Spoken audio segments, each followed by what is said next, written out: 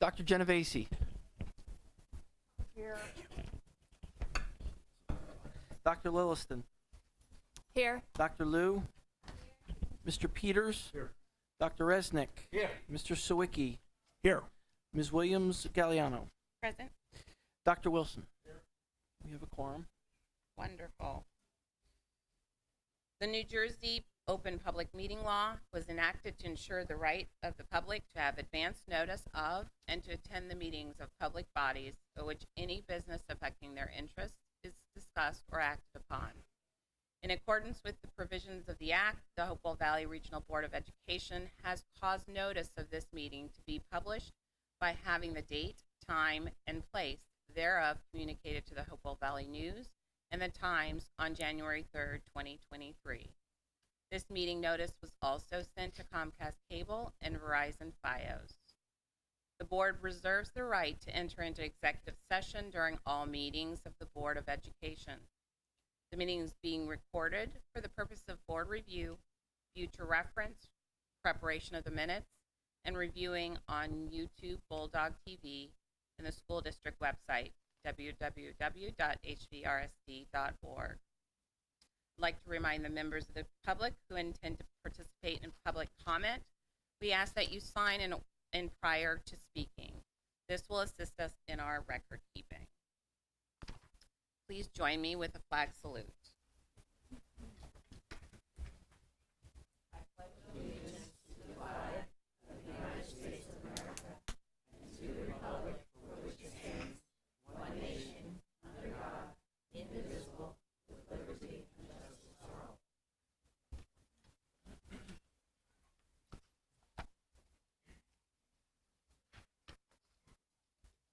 I'd like to get a first and second on approving the minutes from our regular meeting on May 15th. I'm sorry, on April 24th. All in favor? Aye. Anyone abstain or decline? Okay. Minutes pass. And I would like to invite Tana to present our retirees.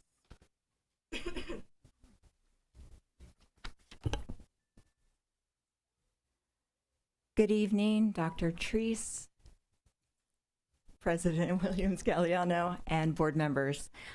It is an honor and privilege to present to the Board of Education our recognition of our 2023 class of retirees. Their combined total years of service in Hopewell Valley, and I don't think we've had one like this in a while, 496 years.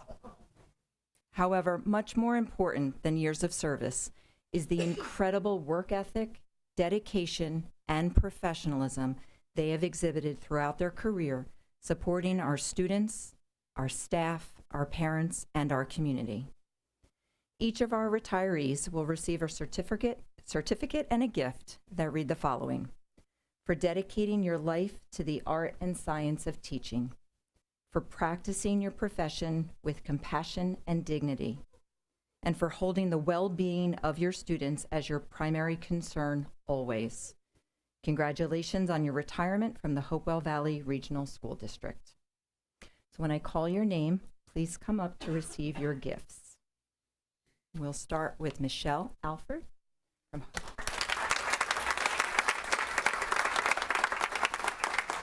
23 years.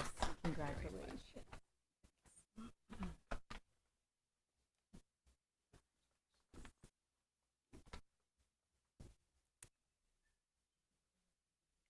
Marianne Babis, Central High School.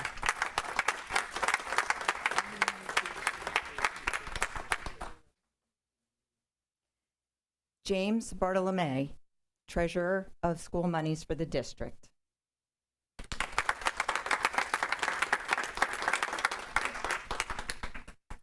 Kathleen Brewer, Timberlane Middle School.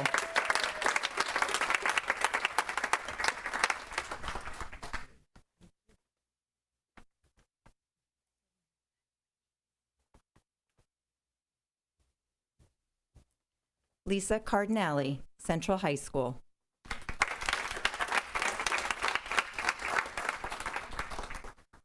Meg Caulfield, Tollgate Grammar School.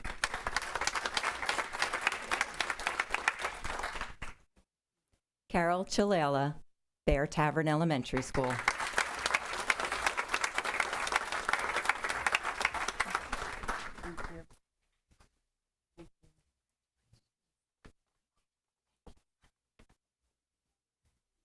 Ricky Eng, Stony Brook Elementary.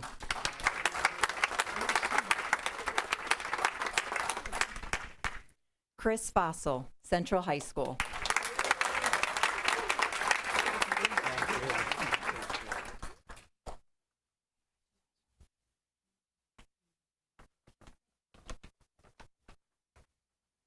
Mary Gialella, Hopewell Elementary School.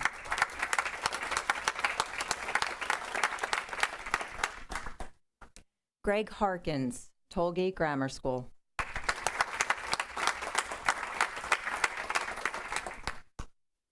Kelly Iannacone, Timberlane Middle School.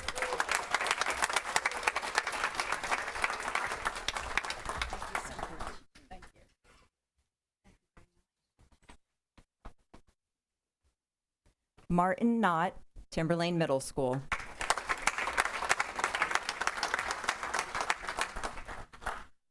Exonadu Medius, Transportation Office.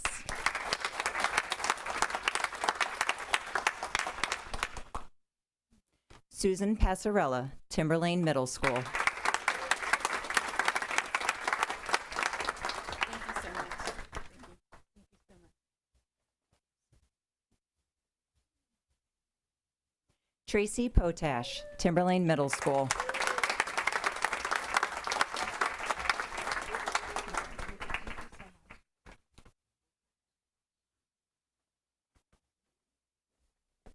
Kelly Stingle, Bear Tavern Elementary.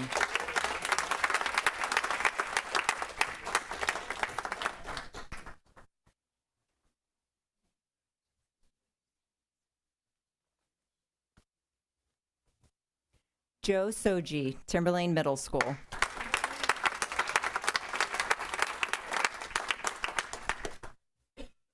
Ellen Thomas Cavell, Timberlane Middle School.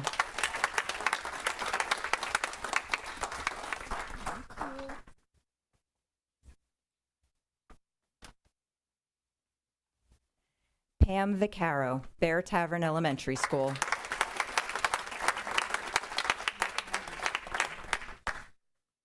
Jane Von Jaglinski, Bear Tavern Elementary School.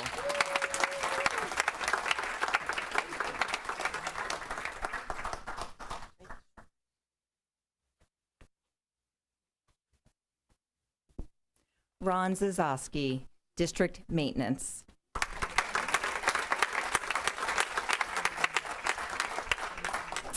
Unfortunately, not all of our retirees could be here this evening, but we thank those who were able to be here so that we can celebrate you a little earlier. And this evening, we would like to take one picture of you as well on your way out.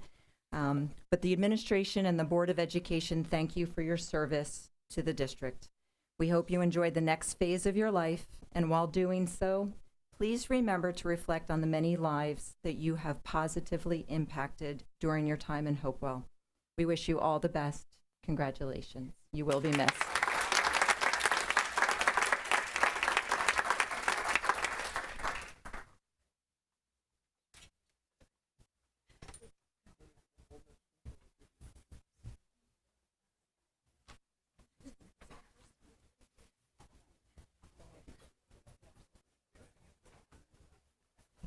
We're going to take a brief break while we take a photo, and then we'll be back in session.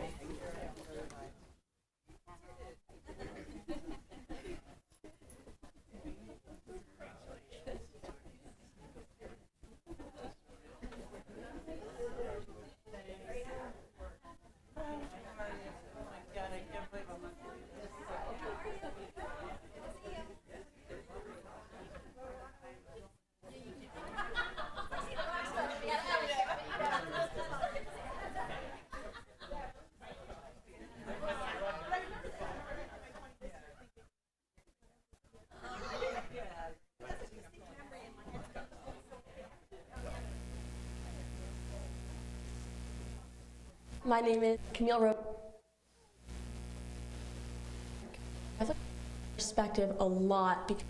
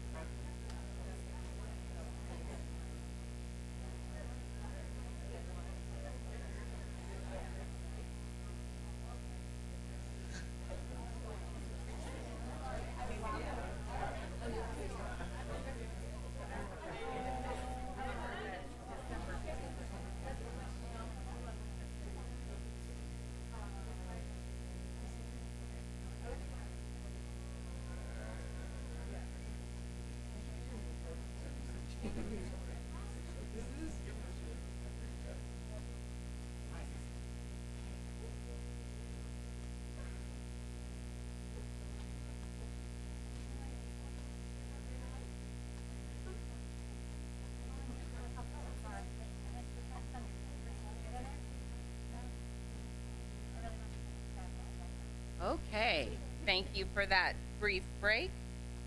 I'd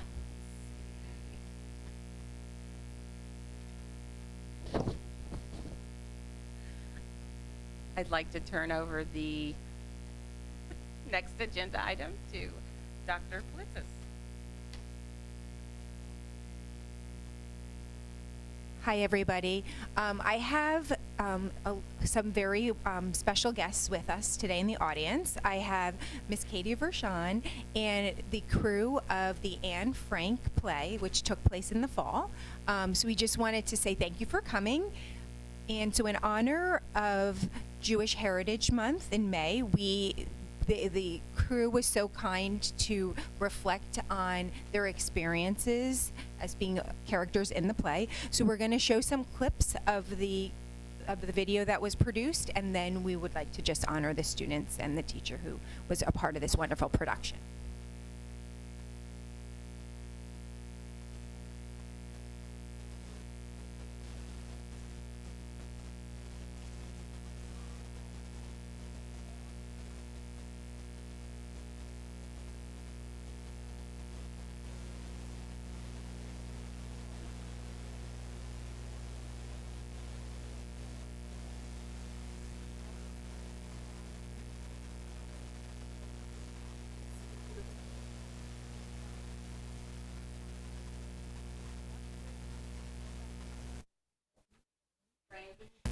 Holocaust, all these stories, and to me, it's almost become normalized hearing about it over and over. So to be able to actually play these characters, see them come to life, get to know them more, it really kind of emphasizes to me that these. My name is Camille Rosendale, and I played Anne Frank. It definitely changed my perspective a lot because I'm Jewish and I've grown up Jewish. I've grown up hearing about Anne Frank, hearing about the Holocaust and all these stories, and to me, it's almost become normalized hearing about it over and over. So to be able to actually play these characters, see them come to life, get to know them more, it really kind of emphasized to me that these were real people, they had real goals, real aspirations, and it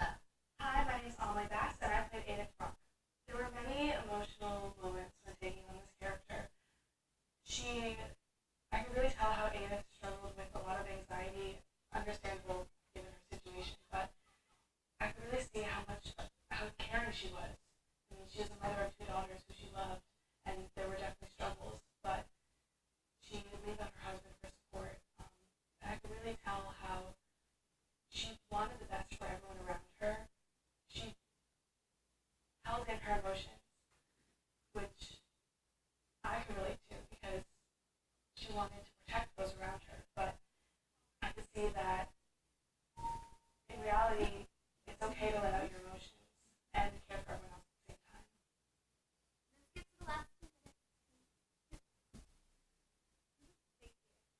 Story because it brings like humanization into like all of the characters, so like you can actually see how it affected these people, and they really were really nice to each other. They were great people.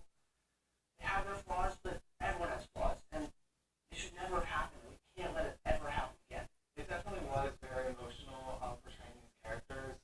Being in the show made everyone in the annex a lot more real, and it really took them off the page. And it being these characters and imagining them in the situations that they had to face with these real people with their flaws and their imperfections and their hopes and dreams, it really just made everything feel a lot more horrible and a lot more heavy. So being these characters definitely was emotional. I think the hardest part for me was probably my final monologue, where I basically just describe what happens to everyone after they're captured, and the things that I described are just very, very horrible. So getting the courage, building up that courage to be able to do it for even the people in the cast, that took a really long time, and it definitely took a lot of just practice and bonding with the people in the cast to build up the courage to be able to do that. It's important to honor the memories of these people and to ensure that individual stories are told so that we can ensure and raise awareness and ensure that things like this don't happen again, just to be able to see the impact that they have on individuals and just the devastation and destruction that it brings. Being respectful and aware that everyone has their own issues and problems, and in this case it was religion. They had lots of religious discrimination against them, and I think just being aware and open that people have struggles and people go through stuff is a really important thing, and that these were really real people who had to deal with this every day for years, and it's a really hard thing to go through.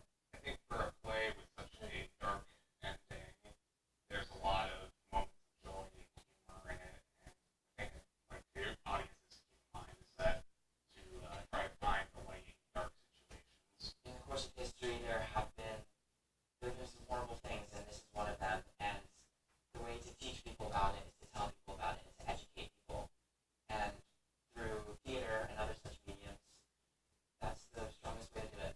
I think the most important reason to tell a story like this is so nothing like what happened ever happens again, because there will always be bad people out there, but as long as we as a world know what has happened in the past and know not to replicate it, and we keep telling stories like this to spread that message, then things will always be a little brighter.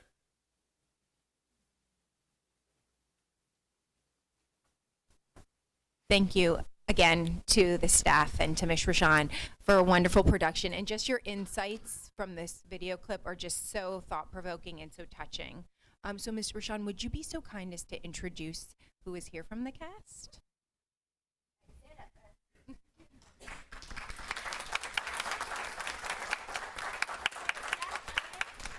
Rosenthal, Frankie Bancroft, Ella Williams, Amelie Bass, Ella DiPaolo, Leo Schmidt, Andrew King.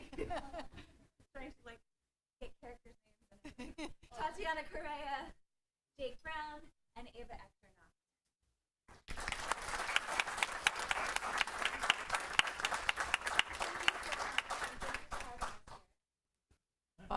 I wanted to say, you want to say a few words? Or I just wanted to thank you for bringing the cast. I don't know how many folks got a chance to see this performance. I think you went 4 nights for this one? Just 2? So this was a shorter one. You went 2. I don't know how you did it 2 nights, because you all didn't break character the whole time. Even during the intermission, they stayed on stage and they stayed in character the whole time for 2 days, not to mention all of the practices, how many rehearsals of you having to live this very tough story to tell. So I'm just really impressed with you. I'm grateful that you're keeping the Frank story alive, all those family members that we lost and the many folks that we lost during the Holocaust, but you're keeping Anne's story alive. And she wanted to be a writer, and I think that she's probably the most widely read author, right now in middle school. So you're keeping her dream alive by telling her story, and you're also making sure that we don't forget. So I appreciate you. So thank you. Thank you. All I can say is it's profound that you brought not only those characters to life, but you also brought insight beyond that, or you have stories and things as a cast and a bond as a cast that really at this point would be unbreakable given what you all went through together. So thank you for putting all of that emotional energy in and bringing the story to life for us as a community, and amazing work. Thank you.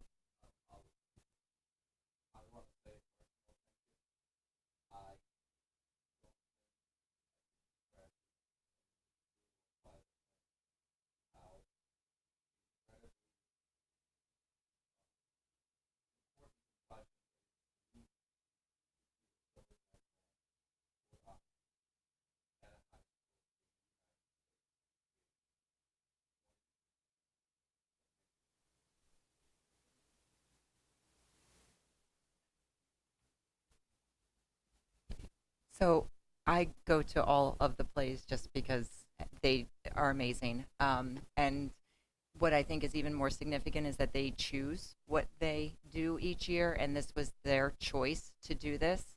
I can just speak for myself. It stayed with me for weeks. And I know the story, and I cried while I watched you, and it stayed with me for weeks, how powerful your performance was. And I know that anybody who saw you felt that way, and that is so important because that's what makes the change happen. And I'm so proud of all of you for what you did. So thank you. Thank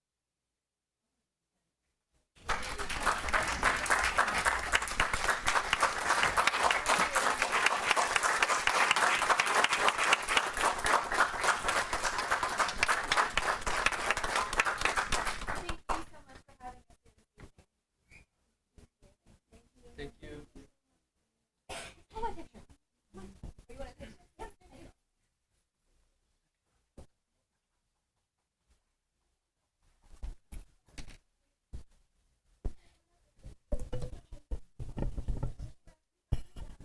What's up? Yes. Oh, is it my time? No. Oh, okay. Right across from each other talking in the mic. You're up. Okay. We are going to hop back in the agenda to, first of all, acknowledge this is our final meeting that we will have, Miss Angela.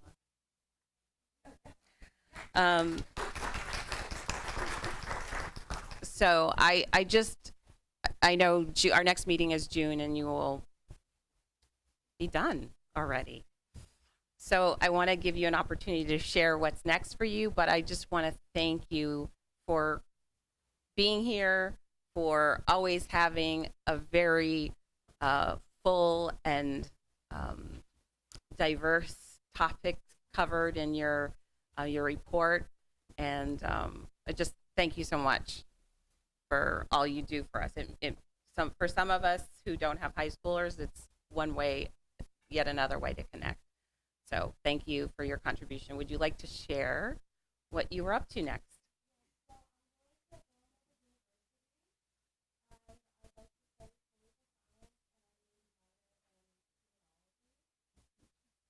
Awesome.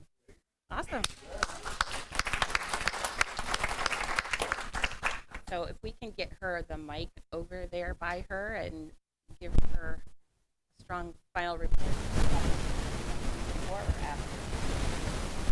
No, I just wanted to ditto what you said. We just really appreciate your reports. They were always so thorough. One of the best representatives we've had. You just really take your time to make sure we get a nice cross-section of what's going on in your report. Just a great, just polite presence here, and we're going to miss you. Now, we're going to make a fuss and give you gifts and all that later, but we definitely wanted to shout you out this evening. You can come back in June, but I'm sure you'll be having much more fun being a graduate. You're welcome to come back, but we'll have an opportunity to really celebrate you before you graduate. Thank you. Good evening, everyone. This month there haven't been many events with AP testing going on. However, this week is really important because we thankfully finished AP testing, and it's now one of the last full weeks for seniors before graduation. The next couple of weeks will have various schedules due to state testing and the e-learning days. Last Friday, the school had a very successful talent show with guest singers from the group Backtrack, who performed during choir periods, recitations, lunch, and at the talent show. They gave feedback to all of the student-led a cappella groups and soloists. This group also held clinics such as beatboxing and pop singing, and those were really fun. The junior prom that took place at the high school was a huge success with their casino-themed dance. Now the seniors are preparing for their prom, as well as many other upcoming senior activities. Best Buddies and Unified Club also hosted their first spring dance, which was a lot of fun. And next Wednesday, the 24th, the choir program will have their spring concert at the PAC with many songs from popular movies and games. And this Friday, the 19th, and Saturday, the 20th, the Black Box Theater will be hosting the production Almost Maine, directed by students in the Hopewell Advanced Scene Study and Directing class, Frankie Bancroft, Gianna Dominique, Camille Rosenthal, and Megan Strain. And finally, this week is now election week for the student council and class officer positions, and students must vote by the end of this week, and winners will be announced at the end of the day on Friday. Thank you. Thank you. Anyone have any questions or want to acknowledge? Absolutely. I'm one of the newer members. I've only joined our board since January. I'm always so impressed by your reports, and your presence made me feel so proud of our Asian community. Looking around, there aren't many. So I really encourage you to be the brave voice when you're going on to, higher education, to the workforce. Being that brave voice in the classroom, in the boardroom, I really wish you all the best. Thank you so much.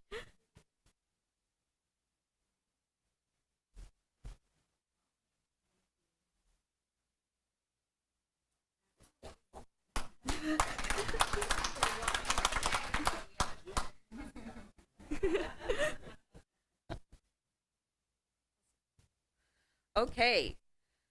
Next on the agenda, Green Week.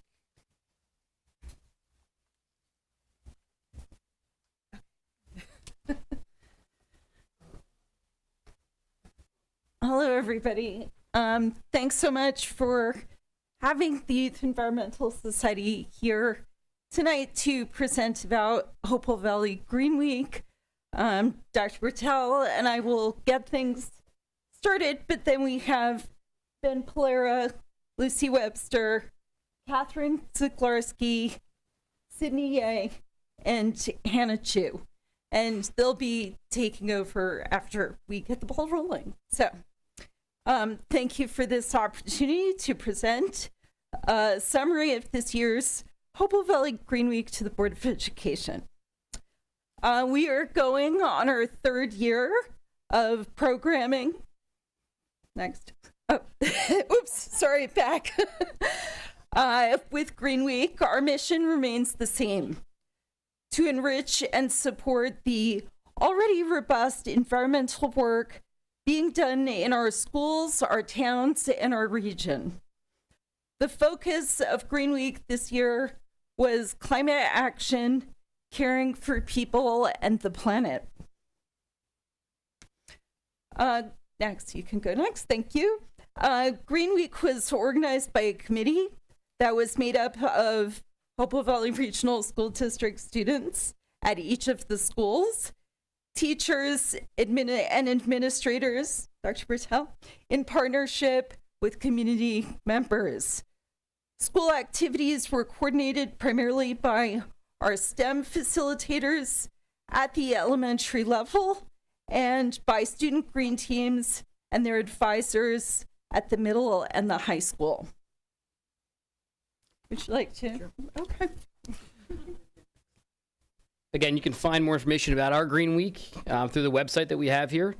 Also, on the next slide, we have a whole YouTube channel designated specifically for the Green Week activities from this year as well as the previous years. And last but certainly not least, if you search on social media our hashtag HV Green Week, you'll certainly see a number of the images and posts that we've had. So without further ado, I'm going to call up Catherine Zagarsky to tell us a little bit more about our Green Week. Okay, so Green Week took place from April 17th to April 21st, and it was in all school districts, or in all schools along the district. Next. At Bear Tavern, students continued the Climate Solution Series with a visit from the Rolling Harvest to talk about growing their own food, as well as food insecurity in our area.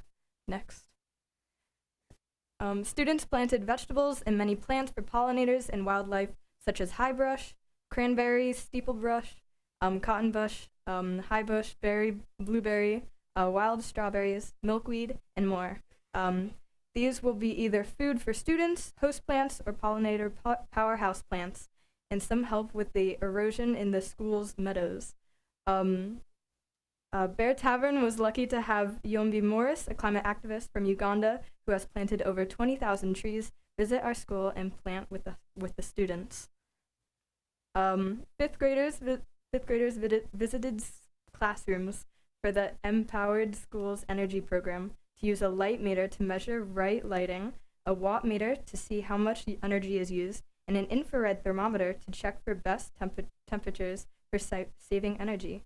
Soon, Bear Tavern will be Empowered Schools certified.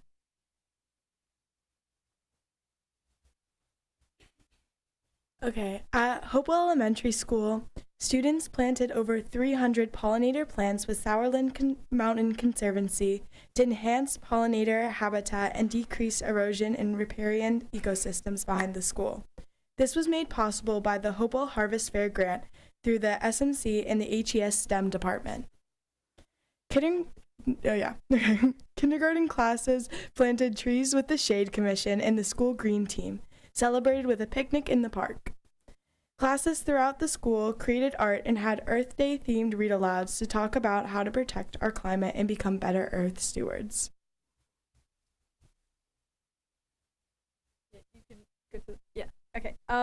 So classes at Stony Brook took part in various workshops offered throughout the week. Through a presentation from Conserve Wildlife Foundation of New Jersey, first and fourth graders learned about bald eagles and conservation efforts that are leading to increasing eagle populations in our state and across the country. Second and third graders took virtual tours of Glacier National Park, led by rangers who got them thinking about the importance of biodiversity in the various habitats in the park. Stony Brook also had its first Less Plastic Lunch Day, inspired by cafeteria culture and work being done in New York City public schools. This event was planned and coordinated by 5th grade Green Team with help and support from our awesome cafeteria staff. Comparing the results of a waste audit done previously to the waste audit done on the plastic waste collected that day, we found that our students reduced the amount of plastic they threw away by about 43%. It was exciting to see such a drastic difference, and we are looking forward to having more less plastic lunch days in the future.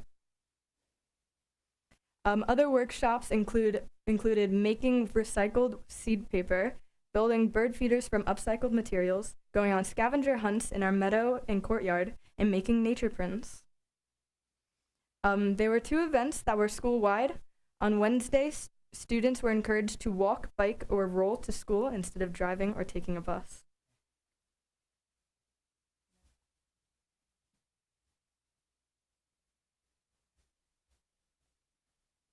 At Tollgate, students had opportunities to Zoom with park rangers from Glacier National Park to learn about the effect of climate change on glaciers and ecosystems. Nearly 80 students in grades 3 to 5 participated in our second annual Green Week Student Expo, creating projects identifying various global climate issues and providing solutions to them. All Tollgaters visited these expos to learn from our climate experts.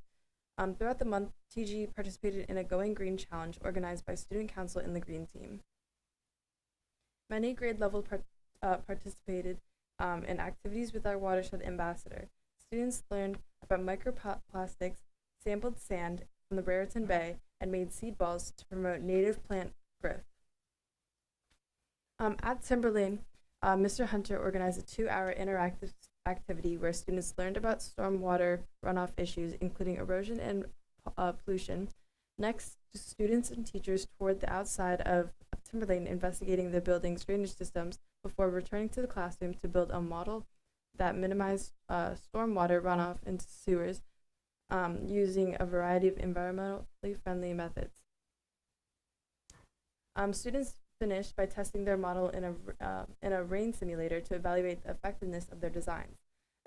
Additionally, Ms. Mushinsky worked with a group of art students to create a fantastic Green Week banner that includes animals and a quote from Wendell Berry.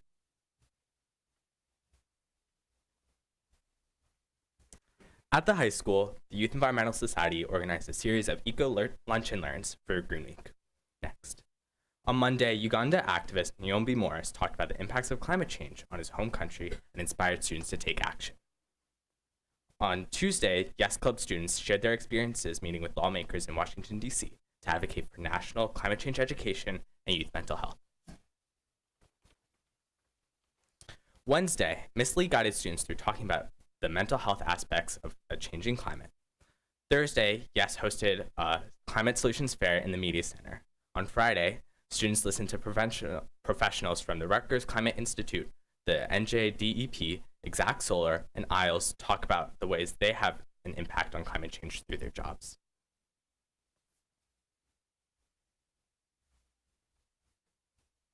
You can skip this one. Green Week events in the community included Clean Communities Day, which students from the Youth Environmental Society participated in, raising over $500 for the Outdoor Equity Alliance. Students hosted a film screening and discussion of fast fashion with fashion scholar Michelle Gabriel at the Hopewell Theater. This was even supported through a grant from Green Matters. Students from Shades, the Black Student Union at the high school, hosted a conversation with local farmer Tomia McQueen and Renata Barnes, the director of the Outdoor Equity Alliance, on the topic of food, farming, and justice. Members of our Climate Action Committee presented a summary of the work we have done so far in creating a climate action plan for the district. We especially highlighted the efforts of the Education Subcommittee to advance professional development for teachers to incorporate climate change across subject areas.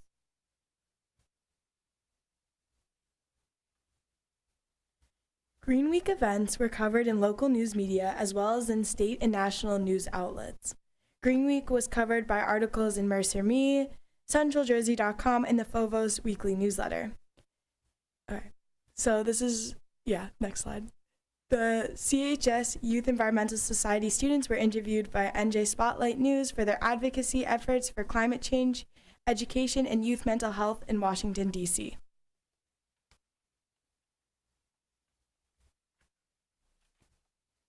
Students have been among those leading the charge to address climate change. And a group of students have been among those leading the charge. We just put it in there in case you want to watch the whole thing later, but we have two videos back that So we have two back-to-back videos. This one was New Jersey Spotlight News, and the next one was CBS affiliate program, and that was about Nyombi Morris.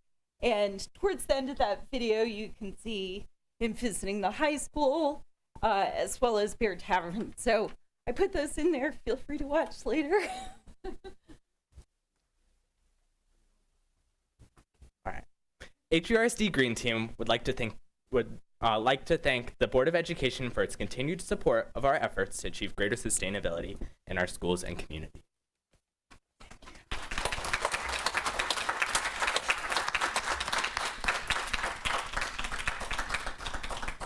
I would love to take a quick moment.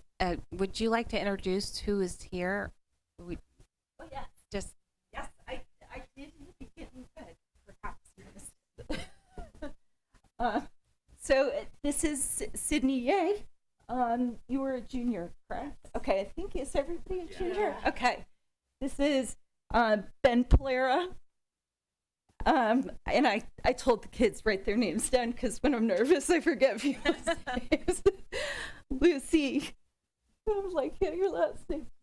Webster, thank you. Hannah Chu and Catherine Suklarski. Thank you. Yep.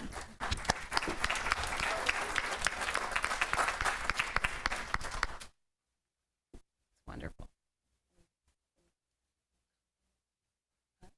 Any questions or comments from the board?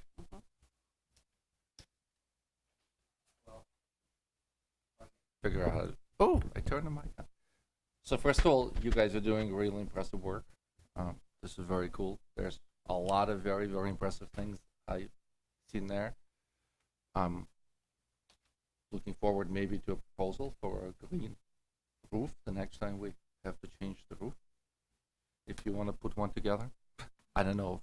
I don't think we have the budget for it, but it would be good to have it. We have a list. They gave us a list. Okay, good. But one more very impressive thing I want to point out. There was a picture in there. I think it was the only time I have ever seen Dr. Bertel without a suit.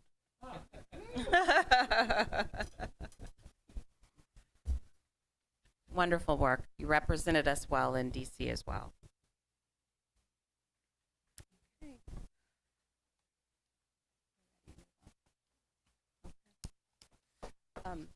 I'm going to forego my report this evening. I am as well, so we can go right into our reports. I'm sure that I will have to share some comments at that point. Wonderful.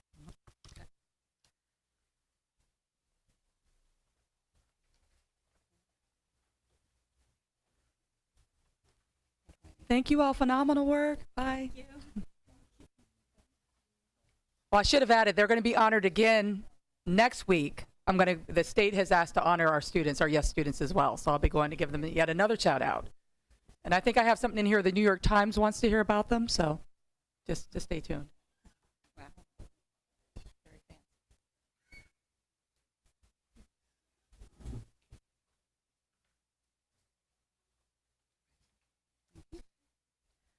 Okay, we are preparing for our first public comment. Members of the public are invited to address the board on any matter for a maximum of 3 minutes during the portion of the meeting. You are asked to state your name, address, and municipality. In response to your comments, the Board of Education may respond or direct the superintendent to do so.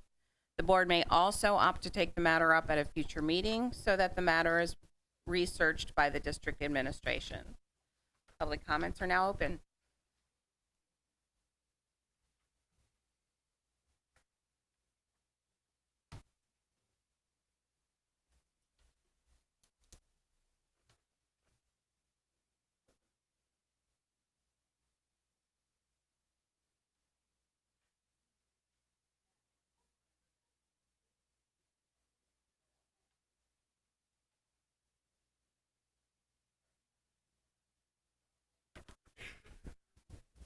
Good evening.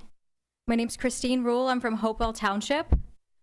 And I'm here to talk tonight about the lack of transparency with the budget.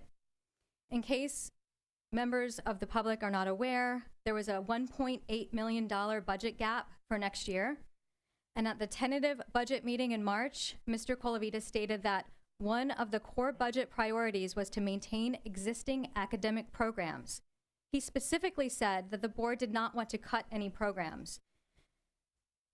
At the tentative budget meeting, he explained where the cuts would come from, or partly come from, a reduction of full-time K-12 instructional staff due to enrollment. At no time did he mention that the STEM and tech teachers from all of our 4 elementary schools would be cut or paused, as Dr. Treese later explained in April. Did the board know that you were planning to cut these positions and go against their caveat that they did not want any programs cut? I agree with one of the mothers said in April how it does not make the STEM and tech how does it make the STEM and tech teachers feel, as well as other teachers at the school, when award-winning teachers are being removed from the schools? I read over the weekend that Ms. Corvaline was one of the 50 educators recognized nationwide by the National Geographic Society. That sounds like a very big deal to me, and I congratulate her for that. I know that my son and all of the students at Hopewell Elementary love her. When parents found out through the grapevine about these cuts to the elementary school STEM and tech programs, they were upset. And they spoke at the April Board of Education meeting last month, and Dr. Treese had an explanation as to why the programs would need to be cut or paused, as she said. If we had transparency from Dr. Treese and this board, these program changes would be discussed upfront in March instead of being concealed as a reduction due to enrollment. The board tells us one thing, that they do not want programs cut, and then they approve the budget anyway. I also see on the staff changes in the agenda for tonight's meeting that there are several principal changes happening next year. Can you please explain to us what is going on with that? Who is taking over as principal at Timberlane, and is it one of the 2 assistant principals that are currently there? And finally, I know that the budget was approved in April and adopted in April. Are you required to publicly post the budget prior to it being approved? How far in advance does it need to be posted in order to give the public time to review it, and where was it posted? I see it now on the April agenda, but it was not in the agenda prior to the April meeting. Thank you.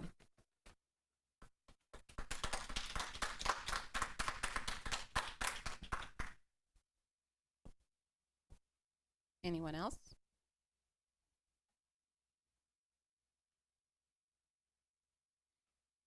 Okay, before we close, any comments?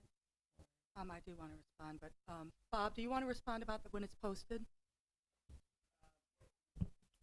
The budget is required to be posted 24 hours after the public hearing.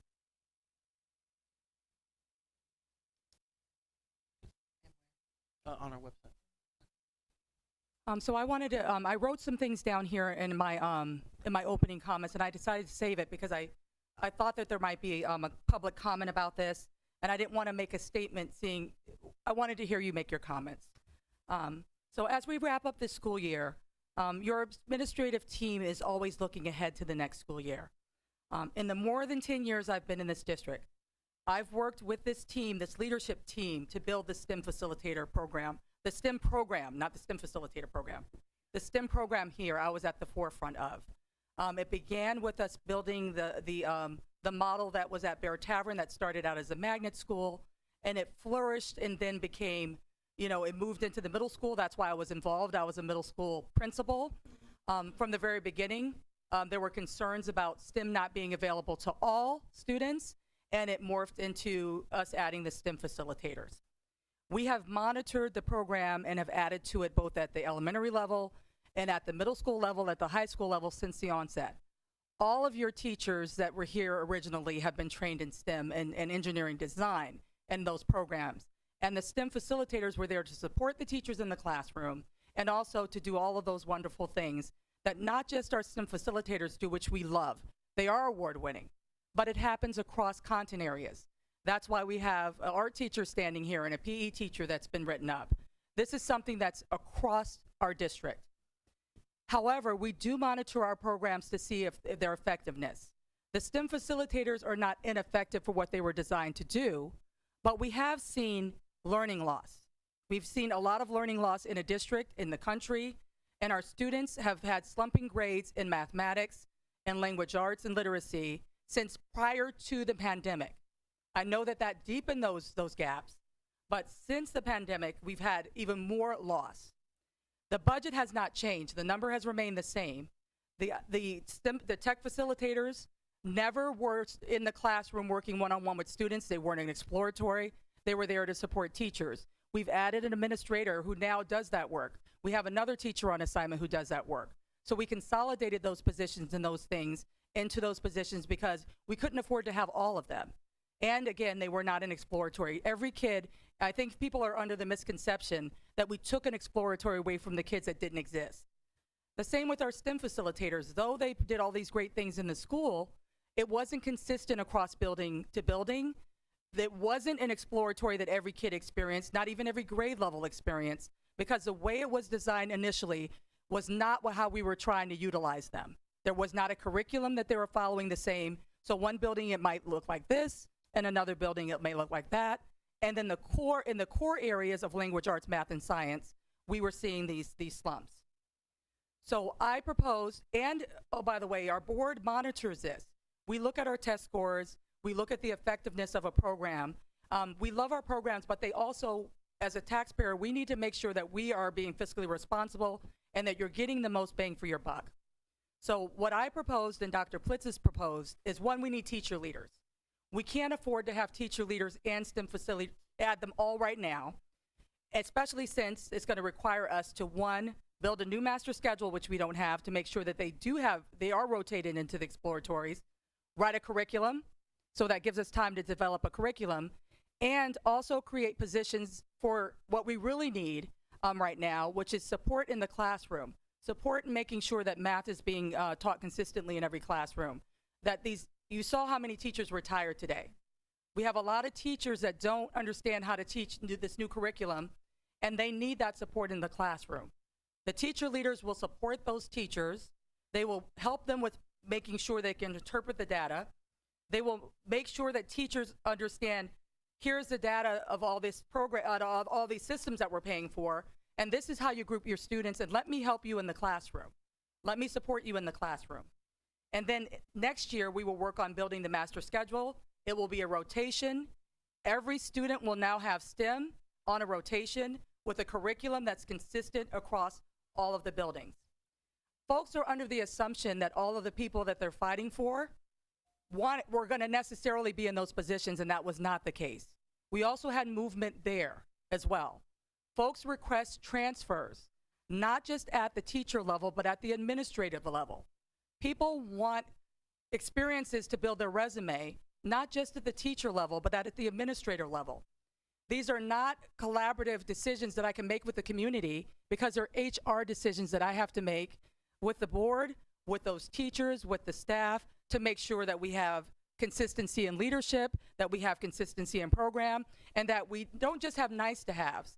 When you look at your test scores and your ranking, that the ranking reflects who this district is. I've been getting calls, and we've had this before, from realtors saying, what is going on with your scores? Because people look at great schools, and that's how they rank us. We are not a C school at the middle school. That we've dipped into that a couple times. We are not a school where people have to worry about our scores when they go look. But that's how it's reflected right now, because we have these gaps. So that's a priority, and the STEM facilitators are a priority. So I do love that you're coming to the meeting and saying, we're holding you accountable to it. So that means that Bob and I and the board, we have to dig deep to find where are we going to find the money to make this happen, because we made you a promise. And I think all of you know me long enough that when I make a promise, I keep it. So it's going to happen, and we're going to make it happen, but we're going to make sure we happen with consistency and integrity to the program, because that's what I've signed up to do for you. So that's my response to that. And I hope I will send out again a script of what I just kind of said. I also will include the positions again that we are having with the teacher leaders, so that you can see their roles. But we spent a lot of money on labs, and I do not want them sitting there stagnant. I do want them utilized. So that is our plan, to bring them back as an exploratory in the rotation. Thank you.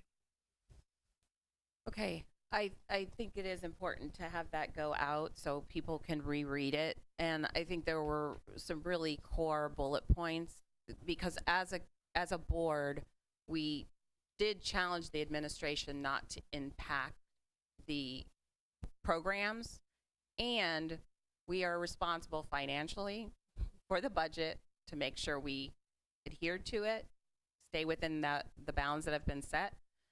As well, we need to consider, how do we grow our community of teachers? We have a very rich group of teachers that we don't want to lose. So there are a lot of balls. I don't think that, I just want to affirm what Dr. Therese just said. It is not an easy puzzle to put together, and we want our staff to grow because we want to keep them here.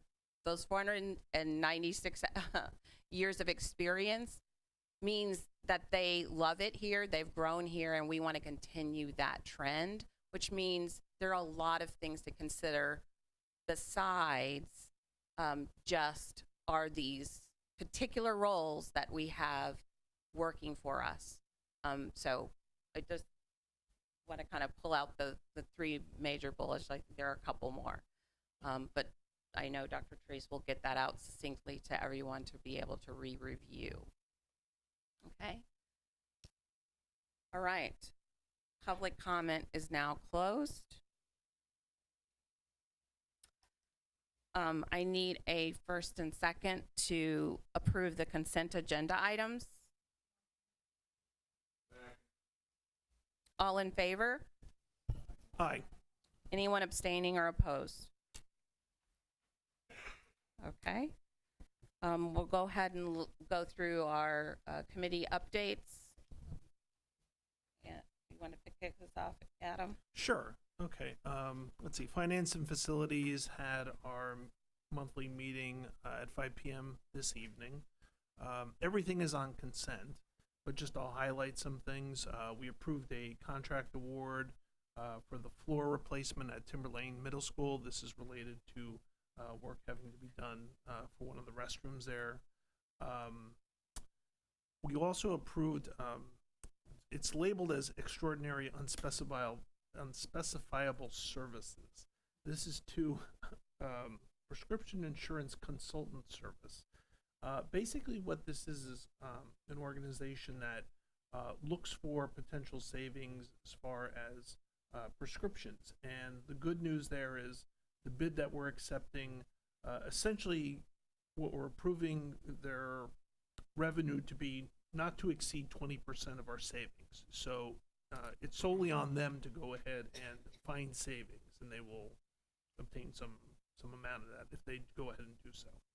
So I think that's a favorable thing. We had a presentation on this at Finance and Facilities back in April, and we're moving forward with it now. Let's see. We had a good discussion related to transportation. One of the things we approved was a resolution.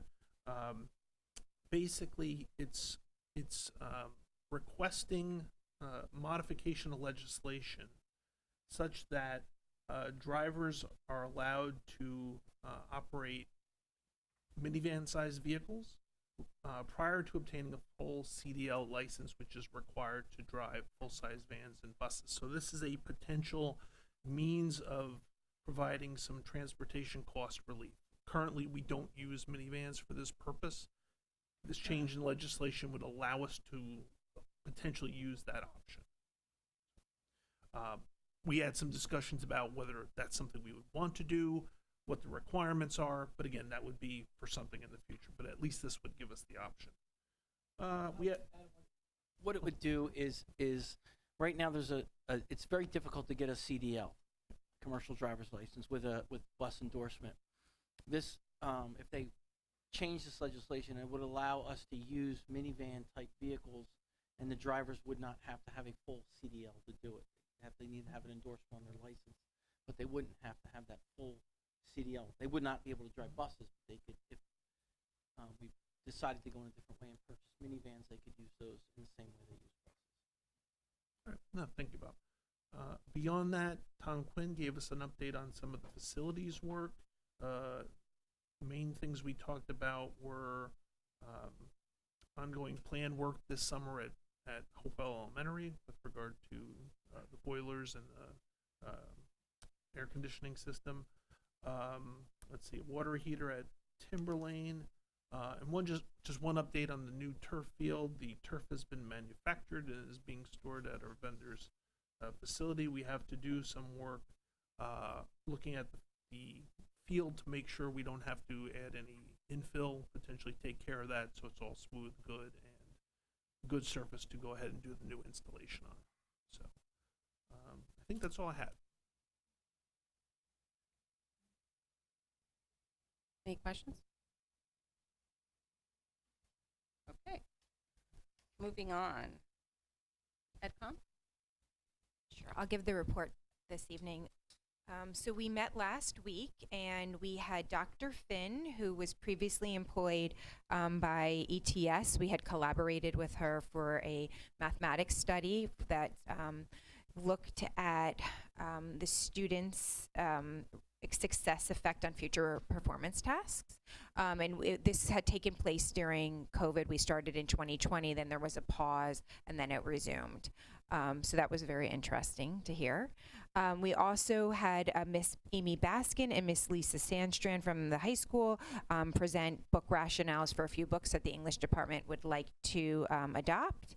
Mr. Lewin, our social studies supervisor, also presented a book rationale for a book for AP U.S. History 1 that they would like to adopt, as well as he reviewed the Teen PEP survey, which is a program that that is ran at the high school, and so it would be a survey that would be sent out to the students who participated in the program.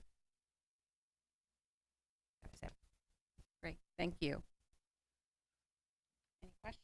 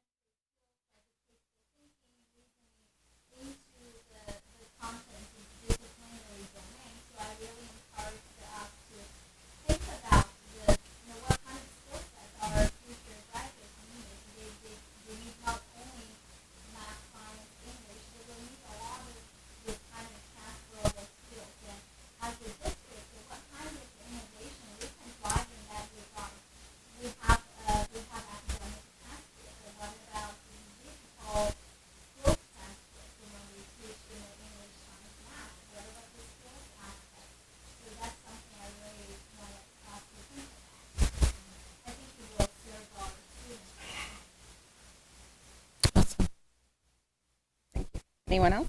Vicki, you taking notes? Okay. She was just sharing more publicly. Wonderful. Thank you. Okay. Moving on to personnel. I believe I need a first and second to approve the items going up.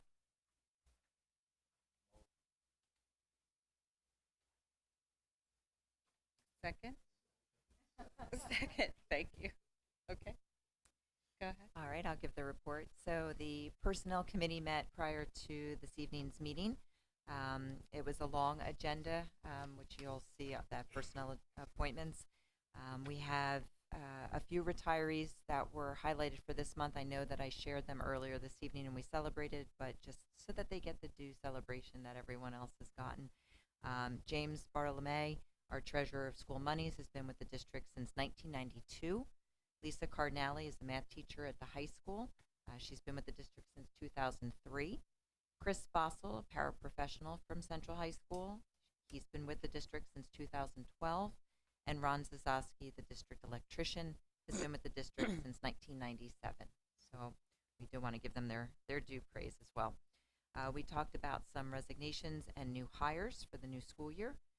We discussed a few of the transfers taking place, most notably the transfer of Nicole Jean Freddy to Stony Brook Elementary School, Chris Turnbull to Timberlane Middle School, and Steve Wolfing to the interim principal of STEM K-12 position. There were also the approvals of the extended school year and kindergarten camp paraprofessionals and summer program staff. And then we talked about the ECA agenda. That's a lengthy one as well. We have all of our ESY appointments, our staff for summer IEP meetings, our kindergarten camp staff, and then the curricular writing and revisions. And lastly, we did discuss next steps for the Bear Tavern principal.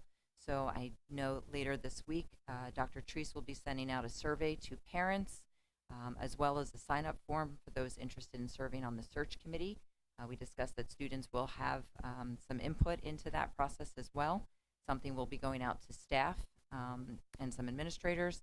And the goal really, just because of timing, our goal is to move very quickly starting tomorrow, should everything go well, that we can start advertising and have someone ready for appointment at the June board meeting. We do have 5 weeks, so that's a nice length of time. It's a good time of year for us to be doing this, and we have all the places that will be advertising. Our goal, because if someone is coming from someplace else, they need 60 days to give to their district, and we want to make sure someone's available to start the beginning of the school year. Okay. Any questions?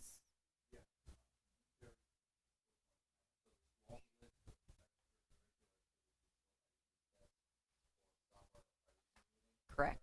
Mm-hmm. Anyone else? Okay. We'll roll call. Dr. Genovese? She's not. I'm sure she's here. Okay. Dr. Lilliston? Dr. Liu? Mr. Peters? Dr. Resnick? Yep.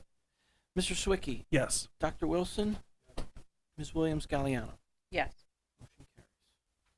Before you move on, can I just say a couple words quick about that?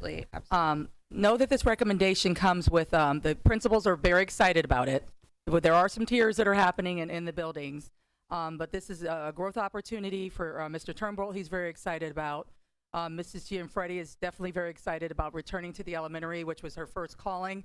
And then Mr. Wilfing, who before he is standing up here getting handed a plaque, we're hoping that he can pass his knowledge on and help for a smooth transition for Nicole so she can maintain that beautiful climate that he's built there, and also that blue ribbon status, because he is a blue ribbon school.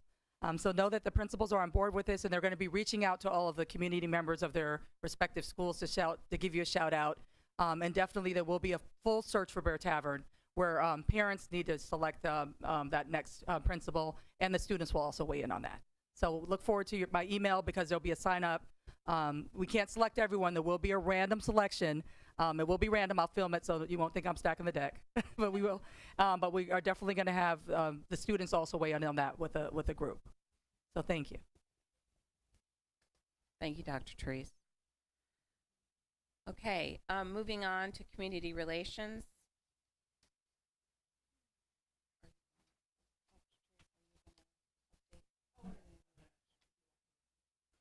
Dr. Genovese has me doing her report as well. We got you, Jack. We're hanging on. Yes, she's with us. Okay, so community relations met. We shared, we looked at the Hopewell Express insert. As you know, that we have a quarterly insert.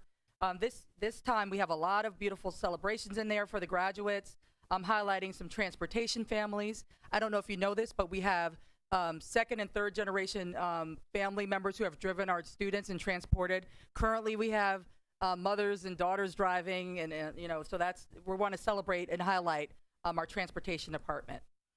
There's also pictures and celebrations from May Day that we captured. If These Stones Could Talk and Witness Stones Project will be featured, as well as our Yes Club, things that happened on our Wellness Day, and also some service learning projects that have occurred. We also talked about the next two superintendent's coffee and chats.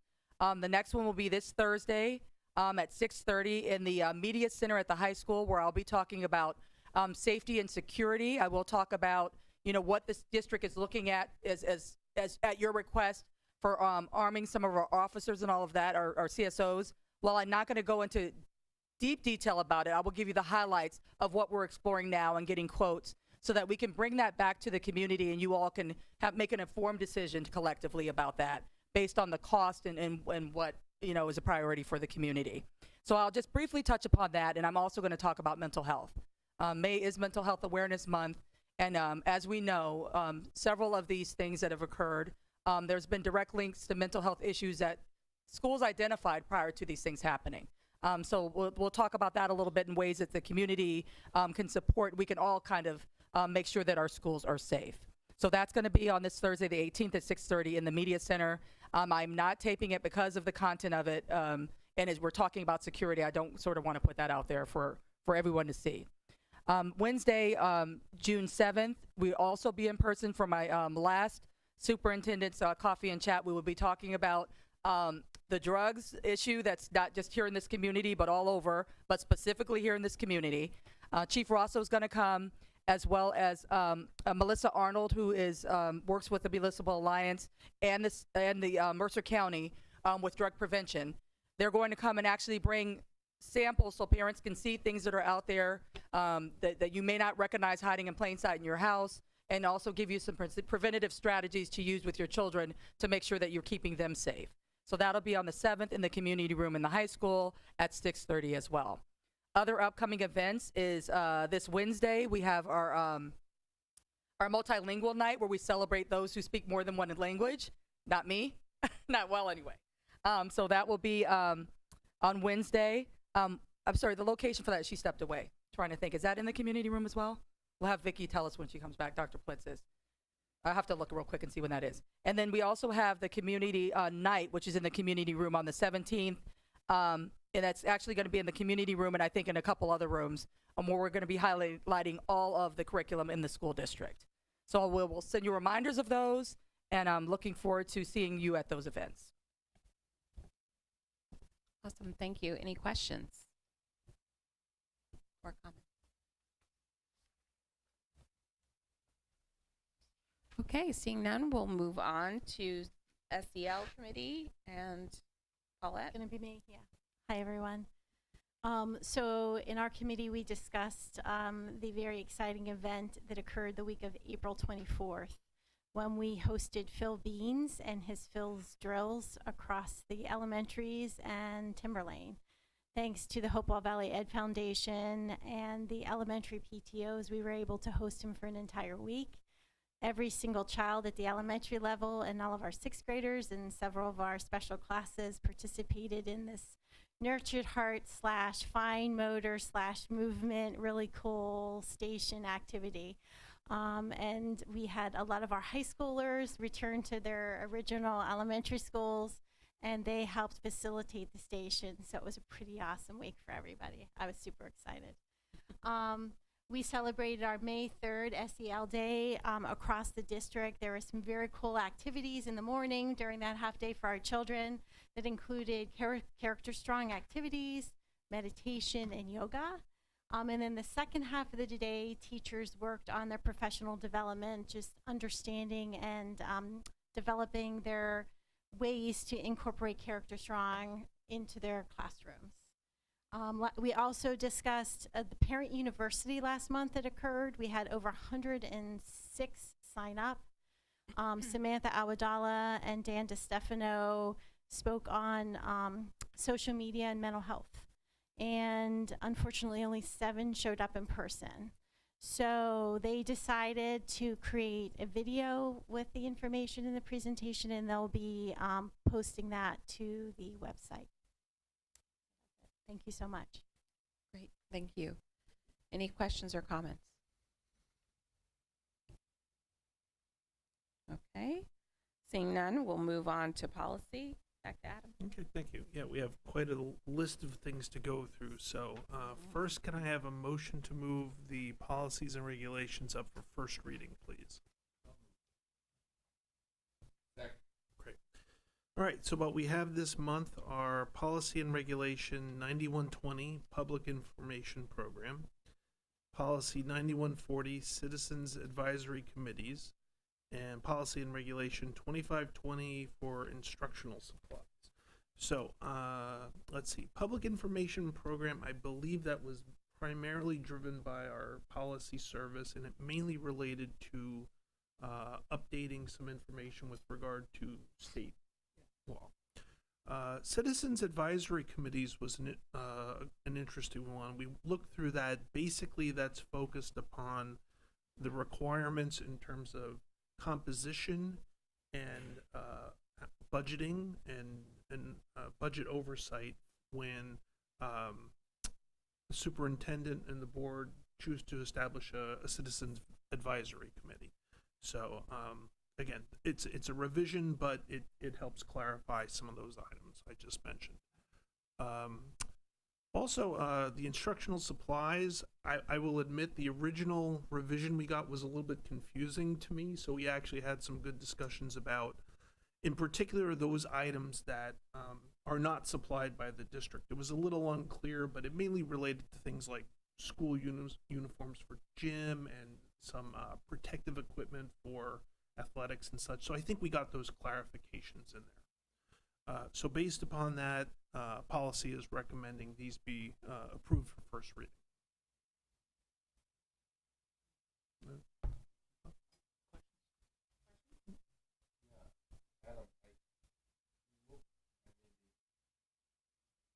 A little bit ahead, but I looked in the abolish section, and there was a public relations and a citizens advisory committee. Yeah, we're basically abolishing that because, as I mentioned, the revision to the public information program now references state laws, which that in combination now remove the necessity for that other policy. Yeah, yeah, it's now redundant. Okay, I was just confused because they have the same name. One's a regulation. Yeah, yeah. Good. No, thanks for looking at it. Anything else? Okay, all those in favor? Aye. Anyone opposed or abstaining? Okay. Okay, can I have a motion to move the policy and regulation up for second reading, please? Thank you. Okay. Returning from last month, we have policy and regulation 5200 on attendance. As you may recall, these were pretty extensive revisions we went through in detail in policy committee. They mainly relate to, I would say they're primarily geared towards clarifying the requirements for designating an excused absence compared to an unexcused absence. So since last month, thanks to Alex, we had an additional modification made, and it's specific to just that, the discussion of the requirement for a parent's written note for that to make an absence excused. We were basically putting in a clarification previously that mentioned the detail of 4 absences, and then after that, documentation from a physician or a mental health clinician would be required. So there was some wording about that that was potentially confusing. So thanks to a suggestion from Alex, we expanded that. Now I think we've got something which is very clear and concrete. And that will be communicated at the start of the Yes, school we'll year. put something out at the start of the school year, probably a quick little snippet video so folks don't have to read through that whole policy to understand, right? But this is the first time the district is now accepting parents writing an excuse because with the, and we have doctors in the audience, with the respiratory infections, we're asking you to stay home, but you can't run to the pediatrician every time, right? So now that you have the ability to write that letter. Okay, so with that change, we're recommending approval for second reading. So Bob, a roll call. Yep. Roll call. Dr. Lilliston. Dr. Liu. Mr. Peters. Yes. Dr. Resnick. Yes. Mr. Sawicki. Yes. Dr. Wilson. Yes. Dr. Genovese. And Ms. Williams-Galliano. Yes. Motion carries. Okay, and then last but not least, we have a policy and a regulation to be abolished.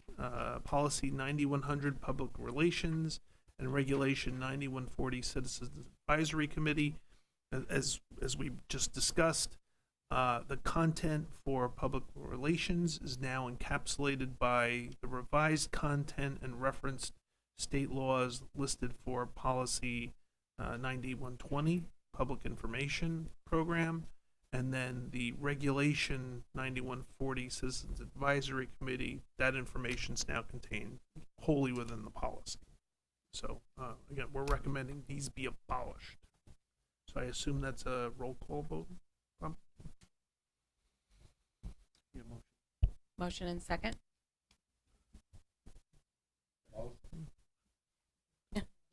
Speak up, vote. Dr. Liu.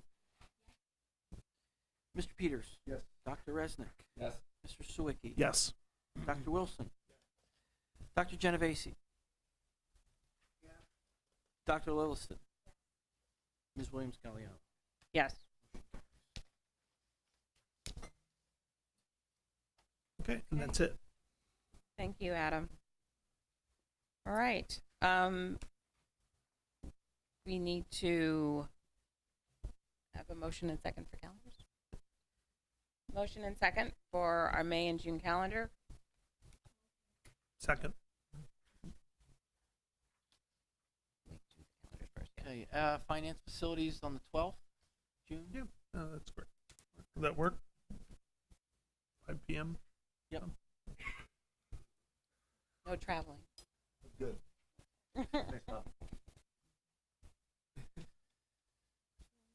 Personnel is, again, the night of the board meeting, June 20th at 6:15. SEL is already on the calendar on June 8th at 10 a.m. So we need our ed program and community relations. You guys gonna double up?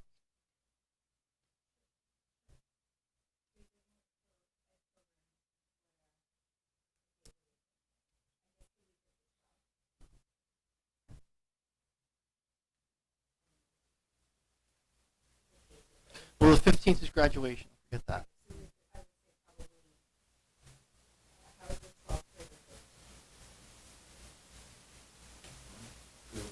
What time? Well, we have Okay, finance. 5 finance. You can do 6.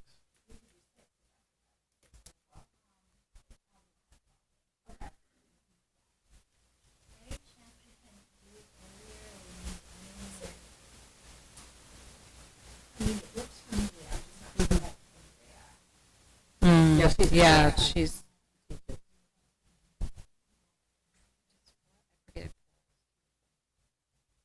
I think she has to do by 4:30 she can, right? Yeah.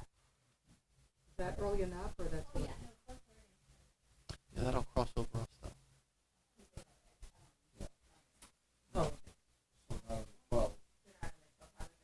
Unless you guys want to go early so they can go late.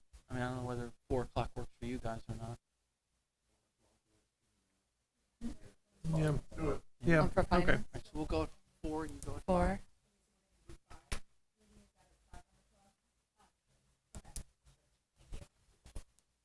Okay, so now we just gotta find out. Oh, I see. Now, we had on the agenda that we wanted to talk about the drug policy. We're gonna usually a couple hours with that. Yes, if not longer. To really dig into that. So, is that doable on the 9th of June, that Friday? Because I know you like Friday mornings, but we could do it another time. What time? Friday morning is good. You can book it now. Anytime in the morning, I'm fine. 9. 9 works for me.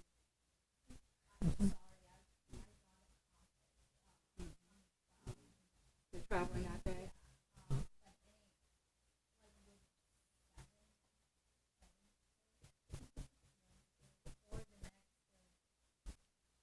The next Friday? Yeah. That's 16. Can we do 9? What time would the 9 o'clock work? So. I just have to check with the high school and the middle school, but I'm going to book that, and hopefully they get some representation. If not, they'll put me here somewhere. They're going to do like they did the last time. So we're going to say 9 to maybe 2 hours, to 11, just in case we need that much time. That's June 16th, right? Mm-hmm. And then community relations. Community relations?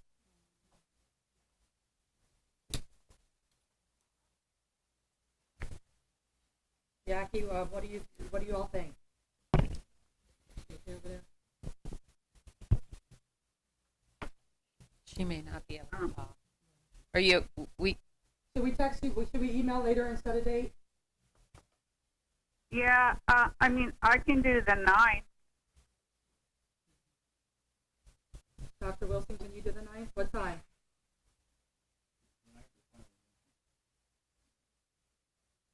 Early. 9 o'clock? Sounds good.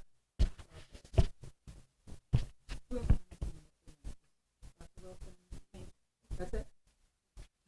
Yeah, that's 9 o'clock. Yeah, no, Miss Dr. Patel, but you know, you probably won't be able to. You'll be good. Okay, I think we got them all. Oops. Policy we did. Policies of June 16th. I put it. 2 hours.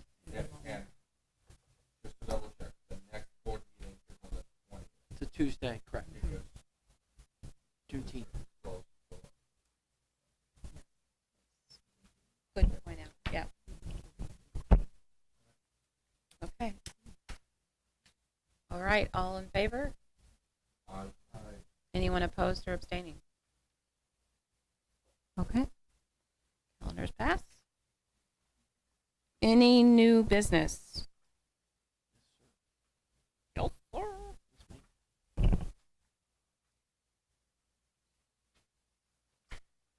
Who's that? Yep. Do you want me to read it? Okay. So at this time of the year, it's our first opportunity to announce the open positions for school board for the upcoming November 7, 2023 election. So in Hopewell Township, it's an anomaly year. We have three-year terms up, and we have one-year term up. So what that would mean is if someone was looking to try out whether they wanted to be a school board member, they could do it for a year, and then they would have to rerun the following year. Typically what happens with this type of position is nobody runs for it. Everybody runs for the 3-year position, and then the board, the way it works is that the fourth vote getter doesn't get it. You've got to do a runoff. So it's the same as we did this year. We have to have interviews, and we would fill that 1-year term that way. So folks have to choose this year, either the 3-year or the 1-year term. All applications are due on July 31st at 4 p.m. and they cannot be returned here. They've got to be returned to the Mercer County Administration Building in Trenton. You can pick up a petition to file in my office, but you can't file it in my office. We'll do this again. I would rather they do it that way, but they changed the rule. Their rules, yeah. We'll do this again next month, but again, the deadline is July 31st for those 4 Hopewell Township positions. Very good. Tell all your friends. Or we'll trap some people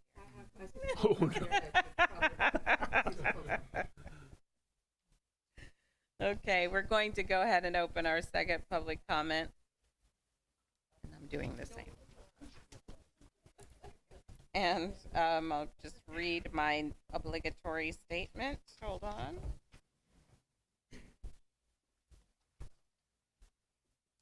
Is it correct? No. That's what I'm trying to find. Okay.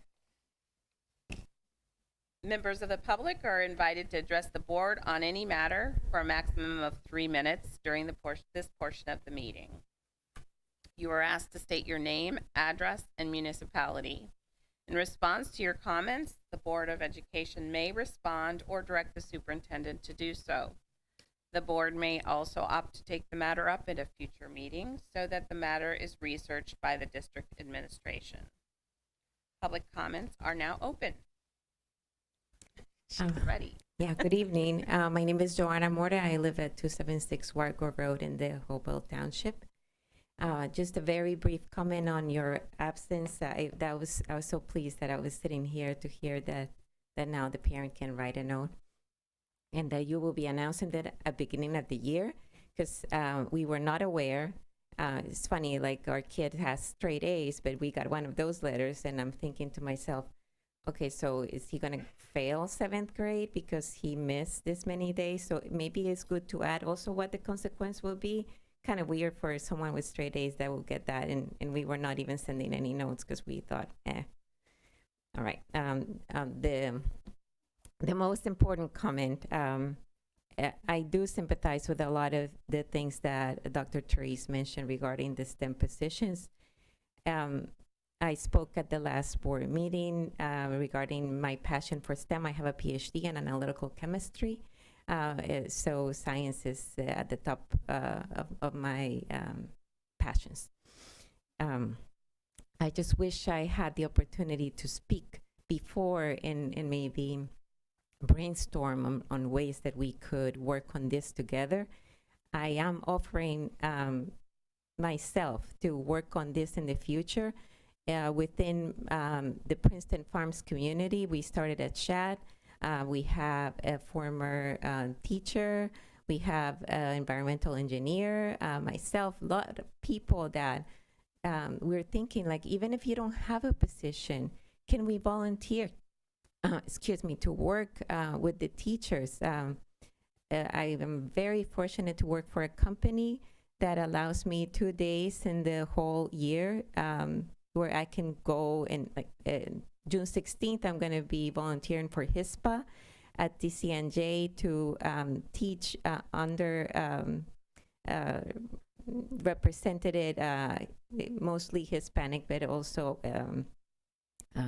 kids from the Trenton area about STEM. And I feel like I feel so happy that I can do that, but it also it hurts my heart that I can't even help my own community. I'm hoping that our current principal stays at Hopewell Elementary. Oh, and this is the thing. I don't even have any elementary school kids anymore. Daniel is graduating this year, but I believe so much in this that I am pleading to please work with us.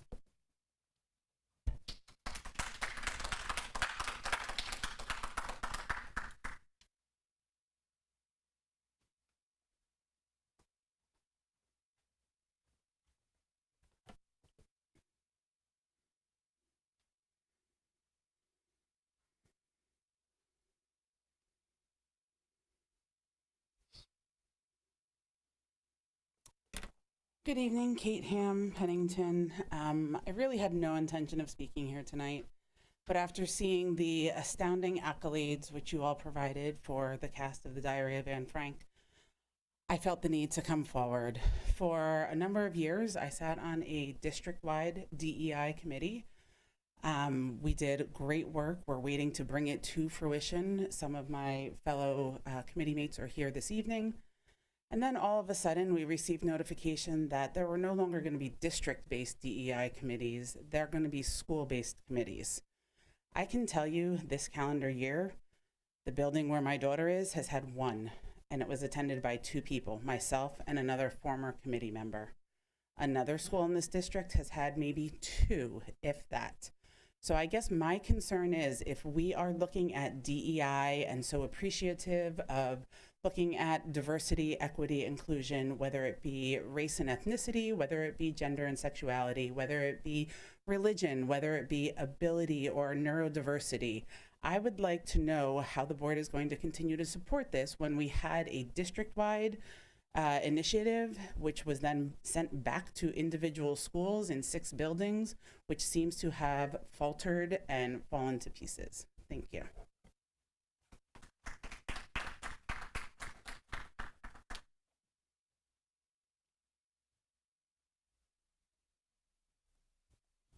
Do I need to sign in twice?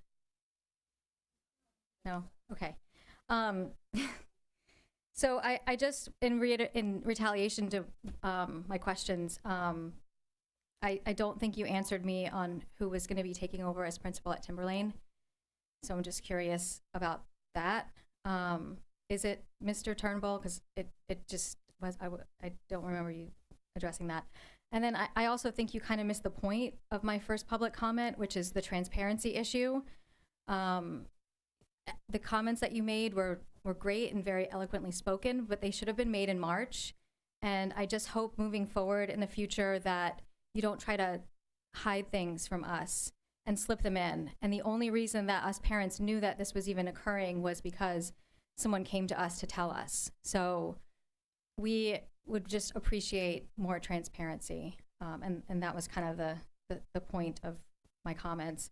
And then lastly, I just want to say that you said that you hired these 2 teachers due to the fact that there's learning loss and that our scores are low.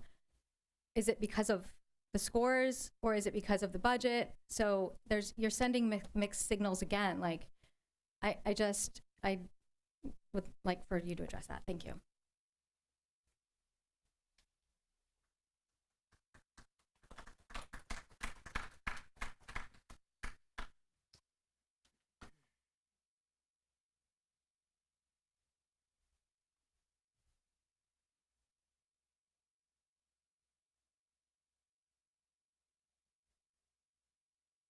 Sorry, I have a hyphenated name. It takes forever. Yeah.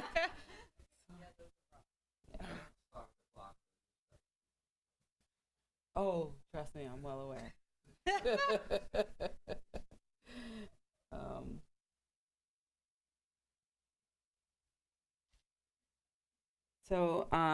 Kat Fulmer Hogan, Hopewell Township. I just actually wanted to commend you all on the work that you have done with the attendance policy. As a parent of children who have these minor health issues, but nothing that's sort of a clinical diagnosis, we do deal with the issue of frequent absences. This past year has been particularly hard. We really shuttered during the pandemic, and I feel like since we sort of opened our lives up, my kids have gotten absolutely everything. And I cannot tell you how many letters I got from my son, who is graduating this year. It got to a point, you know, he's 18. There's only so much work I can miss to take him to the doctors. Thank goodness he was 18 and he was able to take himself, but then I could never access the notes because he's 18 and I couldn't get into his portal. So it was just, it just was not at all equitable, because while I may have been able to make accommodation with my employment and pay the co-pays for my child to be seen, not everyone has conventional insurance. Some people have to go to clinics to have their children seen. And so I really did have concerns. While it was a minor inconvenience for us as a family, there are families for whom this would be a tremendous issue.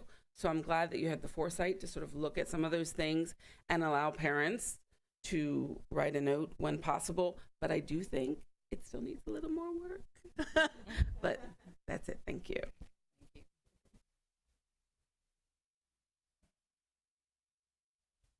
Anyone else?